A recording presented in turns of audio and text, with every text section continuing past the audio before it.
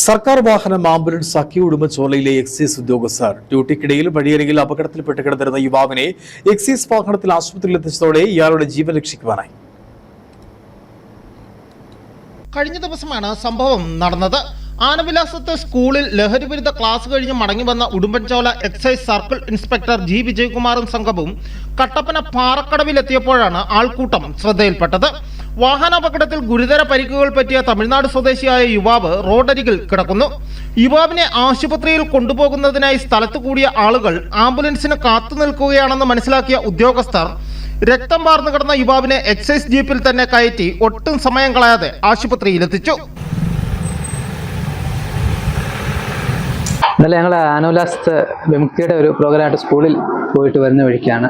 Programme കഴിഞ്ഞ് ഞങ്ങൾ ഉച്ച കഴിഞ്ഞൊരു 3-3:30 കട്ടപ്പന പാസ് ചെയ്തത്. അപ്പോൾ പാറക്കടവ് ബൈപ്പാസിൽ വെച്ച് ഒരു ആക്സിഡൻറ്റ് പറ്റി കിടക്കുന്ന ഒരു തമിഴ്നാട്ടുകാരനായ യുവാവിനെ കാണുകയും കണ്ടതെന്ന് വെച്ചാൽ വളരെ ഗുരുതരായ അവസ്ഥയിൽ തലയ്ക്കും കൈകാലിനെല്ലാം പരിക്ക് പറ്റി രക്തം വാർന്ന് കിടക്കുന്നൊരവസ്ഥയിലാണ് കണ്ടത്.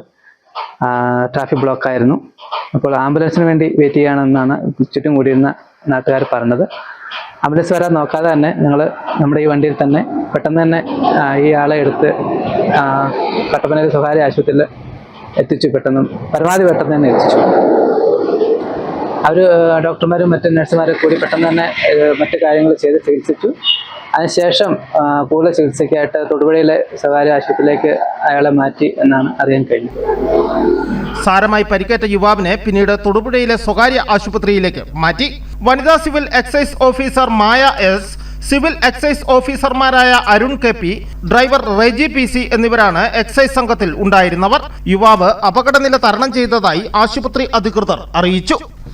News bureau, Udumbanchola.